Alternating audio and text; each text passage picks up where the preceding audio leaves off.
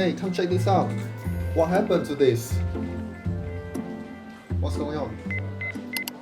Oh my god. What are you doing? The patient is already unconscious. Get me the crash card. I'm going to start CPR now. Okay.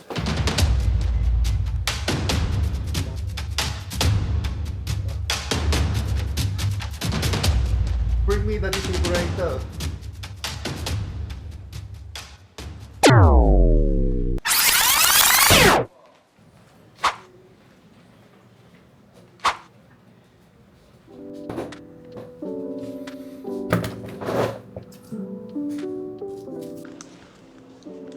Surely you don't want to end up like him one day in your clinic causing a series of chaotic events, but worry not. Hi, my name is Eric. I'm currently a SEM3 BCT student in MSU Shah Alam, and I'm doing this video for my mini project of one of my subjects, which is electrocardiography, and I will be talking about this rhythm, which is the ventricular tachycardia. In this video, I will be talking about what is ventricular tachycardia and how do we actually interpret from our ECG to recognize this as a ventricular tachycardia. So before we actually go through to the ventricular tachycardia, let us just recap together on how our normal conduction system works. So as you all know, our heart is working because of our conduction system, and our conduction system actually consists of few components, which is the SA node, the AV node, the bundle of His, which is then divided into the left and right bundle branch, and last but not least, the Purkinje fiber. How do this actually relate to ventricular tachycardia? Everyone knows that SA node is our pacemaker. So what happens is SA node shutting down. Yes, the AV node will take over. But what if the AV node also shutting down? So who's going to be the backup? Yes, it could be either part, the ventricles.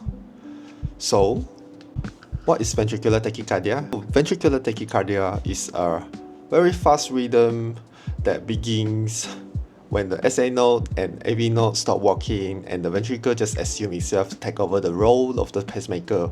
So this type of rhythm is very dangerous because this rapid contraction of the ventricle didn't allow the ventricle to fill properly before it start pumping. So it will greatly reduce the cardiac output and cause hypoperfusion in major organs, and your patient will die. So as a future CVT, we are required to learn the ECG criteria of the ventricular tachycardia. So the first one is very obvious. It's obviously going to be very fast, where the heart rate is going to be around from 100 even up to 200. It will be very, very fast. The secondly, they actually still consider very regular. Third one is a very significant finding on the ECG paper, which is the very, very wide or broad QRS complex. Ventricular tachycardia can be also categorized by its shape, categorized into two main categories, which is the monomorphic ventricular tachycardia, the polymorphic ventricular tachycardia. At the end of the day, these two is all ventricular tachycardia, so fast response is still required regardless the type of the VT. As for the treatment for ventricular tachycardia, it really depends. The first thing first, we should check for the patient consciousness, check for their pulse through their carotid pulse. This is because VT can happen in two manners, pulse VT and pulseless VT. For VT with pulse, we usually will give antiarrhythmic medications such as amiodarone, and then followed by we'll proceed with our synchronized cardioversion to revert back to the normal sinus rhythm. As for pulseless ventricular tachycardia, so this essentially means that your patient is actually dying. So immediate action needs to be taken, which is immediate chest compression as per ACLS protocol.